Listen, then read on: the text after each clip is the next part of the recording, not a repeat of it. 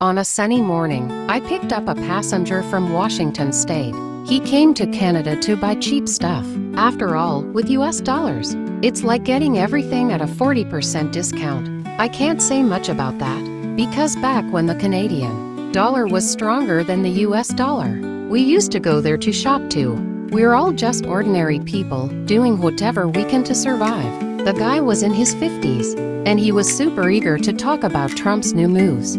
As a Canadian driver, I couldn't resist jumping in. And before we knew it, a debate about tariffs and neighborly relations started up in the car. Our president's sworn in, and Trump's finally going after Canada. You've been taking advantage of us for years. Now it's time to pay up. Going after us? Are you sure? I heard he signed a bunch of papers on his first day, but it was all about Mexico, nothing about Canada. Doesn't that mean he's still figuring out if he wants to push our northern neighbors to the brink? That's temporary. He's starting with Mexico because of the immigration stuff, but Canada, you guys have been exporting all that stuff to us: lumber, dairy, auto parts, enjoying low tariffs and stealing our jobs. Trump's just trying to make things fair for us Americans. What's wrong with that? Stealing jobs? Come on, that's a bit much. Our two countries are interdependent.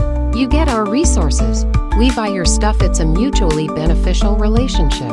If Trump hikes up tariffs, prices go up, and in the end, it's the average American who'll pay the price. Who cares about a price hike? Protecting local businesses is worth it. You Canadians have been living off us for years. It's time to pay the piper. Living off you? Don't forget, we're your biggest energy supplier: oil, gas, timber. You think you won't need those anymore? If you cut off trade, who's gonna suffer more, you or us? Cut off trade, please? The US can be self-sufficient, we don't need you guys. Self-sufficiency sounds nice, but the reality, you're already having enough trouble with your southern border, building walls and dealing with immigration. If you piss off both your northern and southern neighbors, you really think that's gonna be smooth sailing for you? Hey, Trump knows that. He's being cautious. He hasn't slapped tariffs on you yet because he's waiting for the right moment. Canada's economy has been propped up by the US for years. If it comes to a fight, you guys won't last long. I'll admit we need the US, but you shouldn't forget we're an independent country. If you crush our economy, you think the US will just be fine. Mexico goes crazy.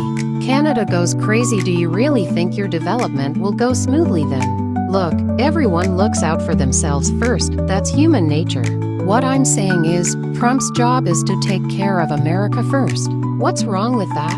Why shouldn't we Americans prioritize our own interests? Everyone looks out for number one, no argument there. But what I'm saying is, if you mess up your relationships with your neighbors, how long can you protect your own interests? Plus, Trump's not exactly slapping tariffs on us yet, right? His first day was all about Mexico, no action on Canada. That shows he knows it's not a great idea to piss off both sides. Yeah, maybe. But you Canadians better be ready. America's not gonna let you freeload forever. I really don't like the sound of that. Even the weaker partner in a symbiotic relationship gets there by natural selection. Neighbors need to help each other out, not step on each other.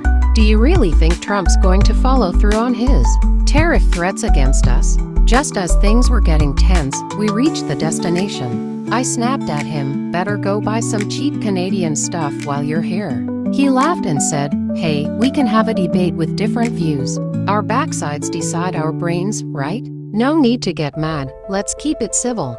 Canadians and Americans are friends, a lot of us are even family. I didn't come just to buy cheap stuff. I'm here to see my sister who married a Canadian. Even though he was a bit annoying, I gave him some credit when I saw the good tip he left. Open-ended question. After all the debating, neither of us convinced the other. But this conversation made me realize something deeper. Canada really can't do without the US. But the US can't afford to ignore the stability of its neighbors. So, what do you think? Will Trump really follow through on his tariff threats to Canada? And if he does, can the US really be fine on its own?